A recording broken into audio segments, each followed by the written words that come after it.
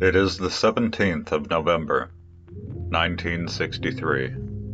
Somewhere, a newspaper reads, "The end of Reichskommissariat Norwegen." With the German Reich quickly becoming ever more consumed by chaos and warfare, the Nazi collapse has today claimed its next victim. Speaking before the Storting this morning, Norwegian Minister-President Gulbrand Lunde announced that his newly empowered government has been informed of the immediate resignation of Reichskommissar Josef Terboven and the dissolution of the Norwegian garrison, effectively marking the end of the German occupation of Norway. Yet, whilst many across the Reich attempt to escape from the war zone, it has been reported that Terboven has instead flown back into Germany, along with a steady stream of Norwegian soldiers returning home to fight for their preferred side. Whilst the details behind this development are largely unknown, one thing is for certain: Norway is now a free nation once again. The fatherland abandons their great fortress. It is the 24th of November, 1963. Somewhere, a newspaper reads, "Africa Shield intervenes in South Africa." As the Boer Rebellion rages on, international journalists on the ground are reporting that German colonial panzer divisions have now begun to pour across the South African border in a rapid escalation of the conflict. Forces of the newly formed Africa Shield have already won several key victories, forcing already stretched thin South African soldiers into retreating south in disarray.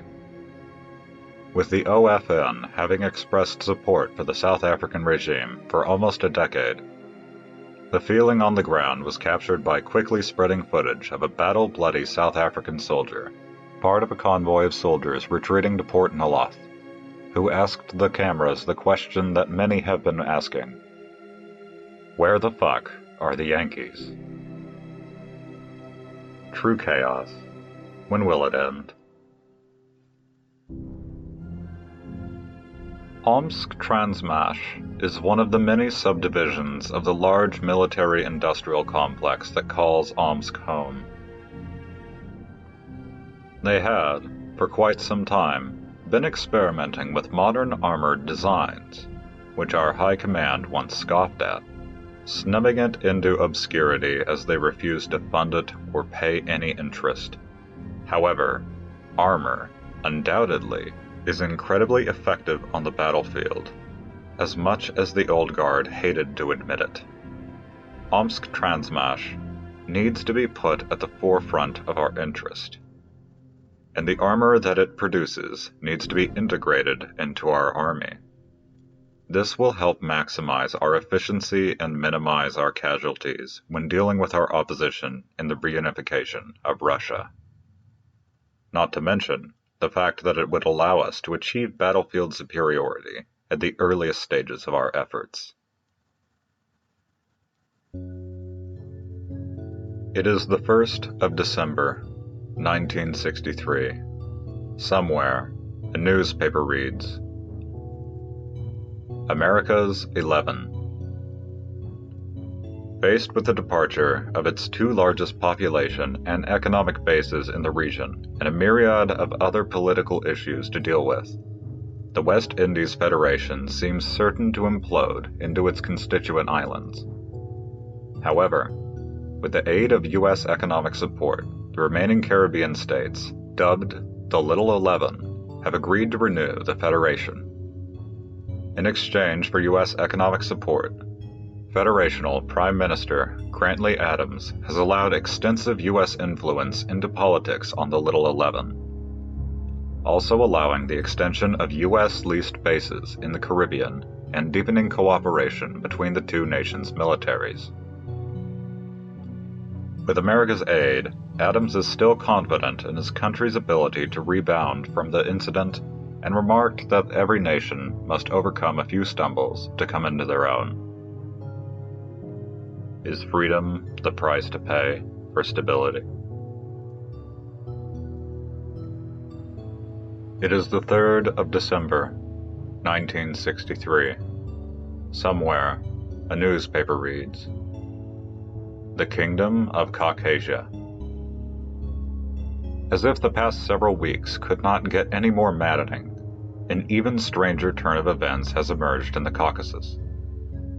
Josias, hereditary prince of Waldeck and Pierrepont, and the reclusive Reichskommissar of Caucasian, has formally announced his already de facto severance of ties from the Greater Germanic Reich, in a rare public announcement transmitted through the Turkic consulate in Baku. Even more bizarrely was the fact that the man went as far to proclaim a Kingdom of Caucasia, crowning himself as King Josias I. This message would have been dismissed as incredulous or an elaborate hoax, were it not accompanied by photographs of the coronation ceremony and an official regnal portrait of the new king.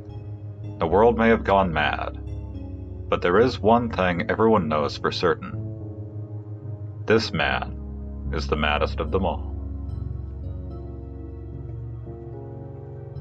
The collapse of Russia led living conditions throughout our nation to plummet towards abysmal levels, as our people began slaughtering one another in the name of empty ideologies and greed. While this is indeed a tragedy, one of the highest order, it has had some beneficial side effects, including the ready availability of men who are already predisposed toward training and fighting in the most desperate or extreme circumstances. This, combined with our rigorous training regimes and profound demand for discipline, has resulted in the creation of the Black League's elite force, unparalleled by our rivals to the west or east, and for good reason. This elite force must be prepared for the oncoming struggles. Training regimens will be increased, patrols intensified, and raids across our enemy's borders made even deadlier. When the time comes, our soldiers will be ready. It is the 23rd of December, 1963. Somewhere, a newspaper reads, "The Croatian Winter." There was a time, perhaps now only remembered by graybeards and idealists, when Croatia was a beacon of tolerance, a multi-ethnic, multi-confessional state that served the interests of the many, not the few. Now, the triumph of the vicious Ustale seems to guarantee that those days are gone forever. It's hard to imagine what threat undesirables could pose to Croatia, given that Italian rule has brought about their general subjugation. But whatever it is, it's apparently fearsome enough to justify the harsh reprisals currently being conducted by Ustale stormtroopers. As the blood of the more unworthy flows, and jackboots march through yet another European city, Croatia's overlord and protector, Italy, is already starting to mobilize against the Black Menace at their borders. The Italian Empire has already ousted the Ustale once, and they will most likely do it again. They will be judged by history. It is the 25th of December, 1963. The first batch. For as long as Alyona could remember, she and everybody she knew had worked in the factories. They assembled guns all day, ate once in the morning and once in the evening, slept in the cramped barracks, and began the cycle again the next day. This was the daily life of a member of Cadre 622970, and aside from the weather, nothing ever changed very much. Until a few weeks ago, the factory had announced the transfer of several cadres to a new manufactory, including here.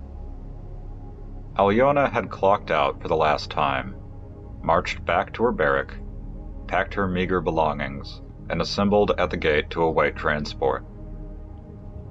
After a long, bumpy ride, the trucks stopped before another, newer gate that read, Omsk Transmash. Behind it, the rest of her life waited. At first, the new equipment the instructors expected her to handle baffled her. This place was unlike anything anyone in her cadre had seen. None of them had any idea what a place like this might assemble, until the overseer took them to see the prototype. It was a tank, larger than any vehicle Alyona had ever seen, and sporting a cannon twice as long as she was tall. The overseer explained the League had selected them to assemble the next generation of Russian armor, and starting tomorrow, they would be given their stations and taught how to serve their new purpose. The next week had been a flurry of lectures and tutorials and demonstrations. Alyona's assignment was to attach the cannon to the turret. It was back-breaking labor, far harder than her old job had been, but she approached it with enthusiasm. Every day more tanks rolled out of the factory, ready for the battles ahead of them. The words of the overseer's speech stuck with her. The machine she produced would be on the front line, avenging the motherland and punishing those who had betrayed Russia. Alyona couldn't have been more proud. She thought of them as her children. It is the 28th of December, 1963. Somewhere, a newspaper reads, The Algerian War. According to local reports, hostilities have begun in Algeria between Italian and Iberian troops, as military forces from both sides have begun to mobilize. While no declaration of war was officially made by either country, it seems like a new war has begun in the Algerian deserts, and the victors will claim the entirety of the country for themselves. Nominally still controlled by the French state, Algeria was de facto divided between Italian and Iberian spheres of influence after World War II, as settlers from both countries made their way into the interior of the country. Now, as complex webs of alliances between the two rival powers, native organizations, and Pieds Noirs militias are shifted into a war, two former allies are at each other's throats over domination in the Western Mediterranean and over Algeria's vast oil reserves. Hopefully, the conflict won't escalate. Glavkovich-Yazov knows well the dangers of unrestricted, unobserved subordinates. This applies to not only the officers who serve him, but those that serve them, and so on, all the way down to the newest inductee of our army, or even lower, to those that do not belong to our armed forces. The ones working in factories and scratching away meager existences in the cities and beyond. The head of the Black League has thus organized the creation of a new internal security directorate, which has colloquially become known as the Black Hand. Integrated with the League and answering directly to Yazov himself, the Black Hand's primary directive is to ensure the security and stability of the League, rooting out dissidents and those not fit to serve us. It is the 9th of January, 1964. Somewhere, a newspaper reads, The Canal Riots. Across Panama, rioters have taken to the streets to protest after a tussle between Canal Zone guards and students of Balboa High School resulted in the tearing of the school's Panamanian flag.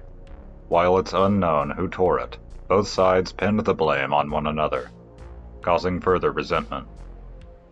As the riots came to a boiling point, many wondered how long it would take until they would get someone killed.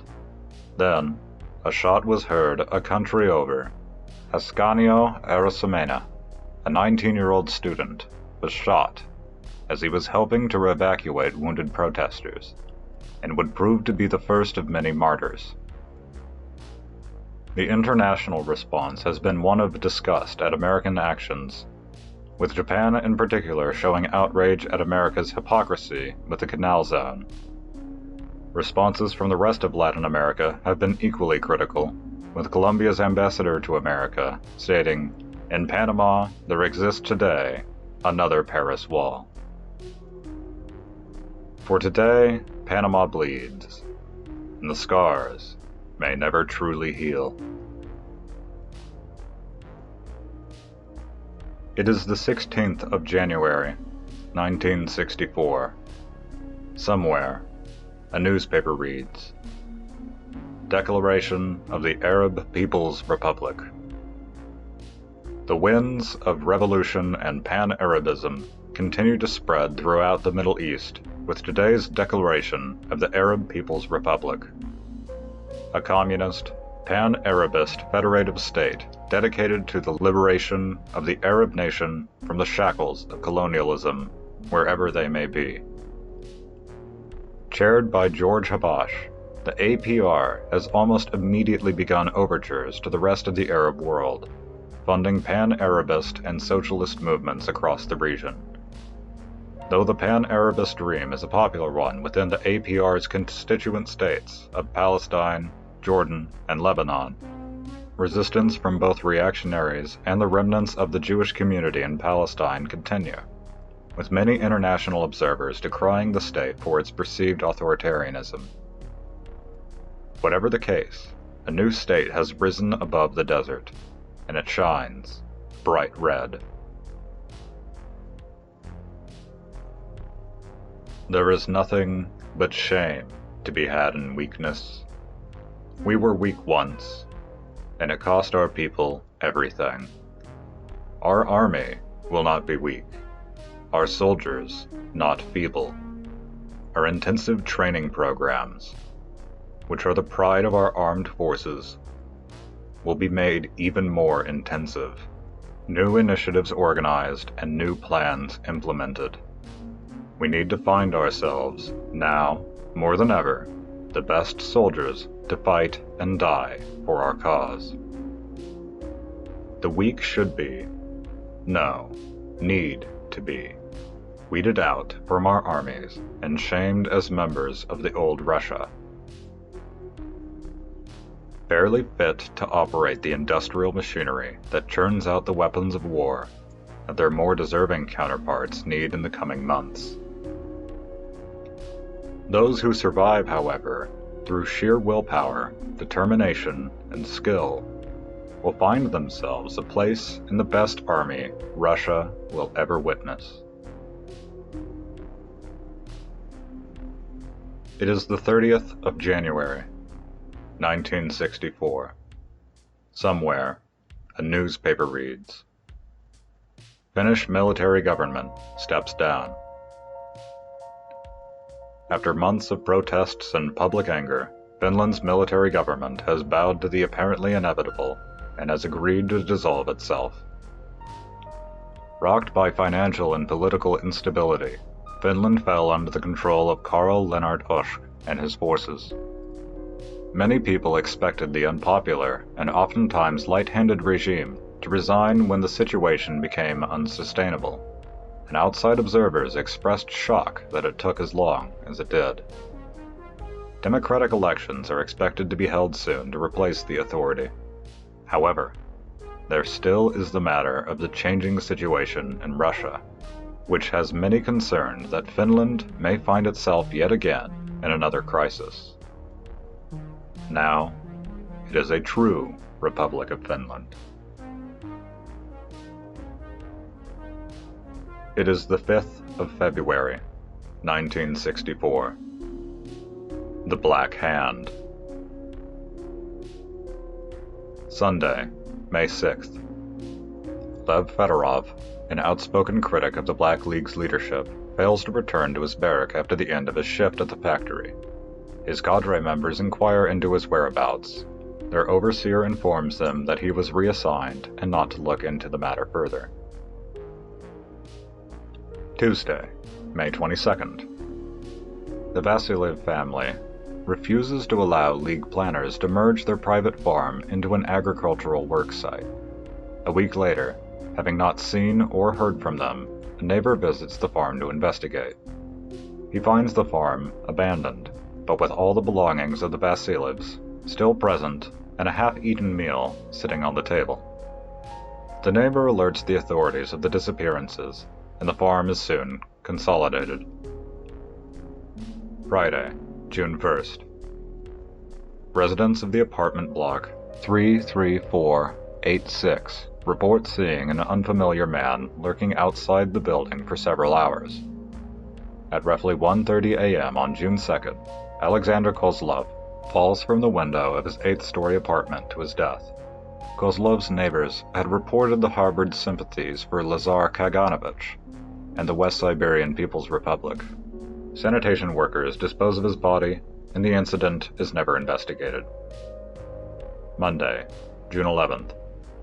Katya Morozova, age 7, is last seen walking home from her youth instruction center. Her father, Artyom, a logistics officer in the Black League, had recently come under suspicion for trafficking black market goods. Several days after her disappearance, he turned himself in to the Integral Security Directorate and confessed to the crime of smuggling. On June 18th, a firing squad executes Artyom for his crimes. The search for Katya is called off on June 21st. The League's grip tightens. It is the 26th of February, 1964. The best of the League.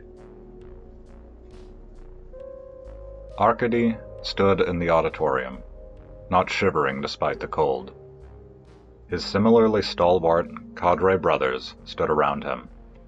In total, there were 15 cadres assembled that morning, waiting to be inducted into the ranks of the Black Guard, the finest soldiers of the Black League. Arkady and his brothers had endured months of grueling training to reach this point. Not all of them had made it. Some of them had flunked out, while others had broken under the weeks of physical and mental torment they had endured. There was no room for weakness in the ranks of the Black Guard, and those who survived the training had no weakness left in them. Arkady considered this fact without pride, for pride had no place in the Guard either. Cadre 183275, called the captain, overseeing the ceremony. Arkady's cadre marched toward the stage. The captain began reading their names off, one by one. Each soldier crossed the stage, saluted the captain, and proceeded down the stairs, a newly inaugurated member of the Black Guard. There was no celebration of the occasion. The Guards could celebrate when they had avenged Russia. But until that day, they would be allowed no joy, no sense of accomplishment. Glazkov Arkady. Arkady took the short walk toward the podium, gave a crisp salute to the captain, and exited the stage. As he walked down the stairs, he felt a spark of pride in his new status. He crushed this last internal rebellion. He was truly a member of the Guard now. After the last graduate had crossed the stage, the captain approached the podium.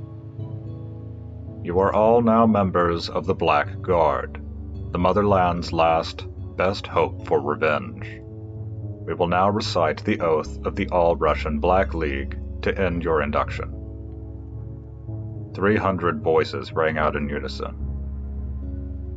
I believe, before all else, in Russia. One, indivisible, and invincible. It is the 10th of March, 1964. Somewhere, a newspaper reads, Claro M. Recto, inaugurated president.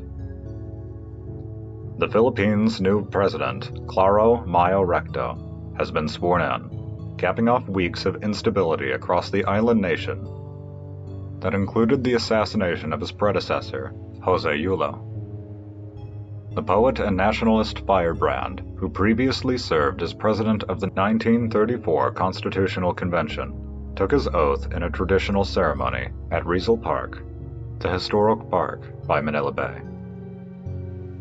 His inauguration comes after a violent struggle for influence between Japan and the United States. Known as the Balintawak Blitz, the conflict saw the defeat of both communist insurgents and Commonwealth government remnants. In his inaugural speech, Recto vowed to abandon compromise and to protect his home country against the influence of colonialism. It remains unclear how far Recto is willing to go for his vision for Filipino freedom and prosperity. One nation, one spirit. It is the 12th of March, 1964. Somewhere, a newspaper reads, Pierre Piot, elected as President of France. The political crisis in France, ignited by the bitter defeat in the recent Burgundian invasion and the regrettable disappearance of former President Tixier Vignancourt, seems to have been resolved. The Assemblée Nationale has elected Pierre Piot, leader of the Parti National, as President of the French state, perceived as the status quo candidate, even in regards to foreign policy after the recent military disaster. The victory comes as no surprise for those well informed about French politics. Finding strong support among the middle classes, the farmers, and the craftsmen of France, Piot has vowed to empower these strata of French society as the backbone of the country's economy, a platform met with suspicion by the upper classes. The new president seems to enjoy the support of the armed forces, at least for now, but only time will tell if he will be able to maintain stability amidst a net of contrasting interests. The West Siberian People's Republic, the former master of the region, has seen fit to, despite all odds, remain a serious geopolitical contender in the region. Lazar Kaganovich's failed state struggled into existence, but has proven more resilience than the Glaubkwerk had initially believed it to be. It's time to gauge their strength and test their mettle by crossing their borders and burning towns loyal to the Tumen, to merit a response from their armed forces. Not only will this give us a good idea of how strong-willed and well-equipped the People's Republic's army is, it will also give our soldiers some more practical experience of warfare outside of hunting down bandits and performing war games with one another. The People's Republic may have struggled into the world, but in the coming months, we will make sure that it slips silently out of it. One of the Black League's strengths is the fact that we tout security and secrecy above all else. Many of our neighbors refer to the territory that we control as the Black Hole of Omsk, referencing the city that we call our capital. But we have sympathizers all throughout the region, brave men who are willing to do what is necessary to help the Black League get ahead in our quest for the reunification of Russia. These sympathizers, however, need a little nudging and assistance from our organization, and they will get just that. Comrade Yazov has asked that plans are drawn up to send infiltrators, some of the most ideologically committed and experienced members of our organization, into the West Siberian People's Republic to destabilize it and otherwise wreak havoc prior to our invasion. It is the 11th of April, 1964. Their weaknesses exposed. Yazov struck a match and gently lit the candle by his desk. It was nice to have a dull orange glow just before bed. However, there was too much to read and too much to write. for him to sink back into sweeter dreams. There was a typewritten report on his desk from recent fighting on the border with Duman. He had personally requested that he be sent major after-action reports from that sector. It was all smudged with grease. After-action report for Patia sector. CO Kapitan Alexei Kovchetov. Cadres involved 102-821, 108-302, 205-913, 209-813. Patrol of Cadre 102-821 encountered enemy positions at 0930. Positions radioed in to Cadre 209-813 and 205-913 for mortar bombardment. Additional reinforcements brought up to firing line. 2 rounds fired from each light mortar team in sequence. Patrol effective in calibrations. 20 rounds high explosive fired for effect hits on enemy positions. Assaulted positions at 0955 with suppressive fire provided by MMG teams. Positions cleared. MMG teams moved up to prevent counterattack. Cadre 108-302 radioed reports of movement on left flank at 1015. Enemy assault began at 1015 with movement on each flank and bombardment with heavy borders. Cadre 108-302 attacked on own initiative at 1025 to break up enemy assault on left flank. Recommend commendation for Cadre 108-302. Front and right flank held. Advanced positions maintained for remainder of day. Friendly casualties: 15 dead, 41 wounded. Estimated enemy casualties: 40 dead, 80 wounded. Yazov had been reading reports like this all day. Pitched battles with a reasonably determined enemy. However, they seemed to be no match for the firepower and determination of his soldiers. He allowed himself to be proud. This was progress. They were a real fighting force now, comparable and even superior to the best that Siberia could muster. Maybe it was time to rest his tired eyes. He removed his cap and tossed it onto the desk. Tomorrow is another day. There would be many more reports to read. He put a small note at the bottom page before blowing out the candle. Commend 108-302. It is the 23rd of April, 1964. Infiltration units. Comrades, what I have is a simple proposal. Alexander Sakharovsky, the foreign minister and expert at the ungentlemanly aspects of warfare and espionage, walked up to the front of the room and addressed the assembled hierarchy. Refugees have been a constant problem for ourselves and our neighbors. However, these refugees can be a useful intelligence asset if used properly. Not only can we extract information from them about the conditions in surrounding states, but we can use them as cover for infiltration.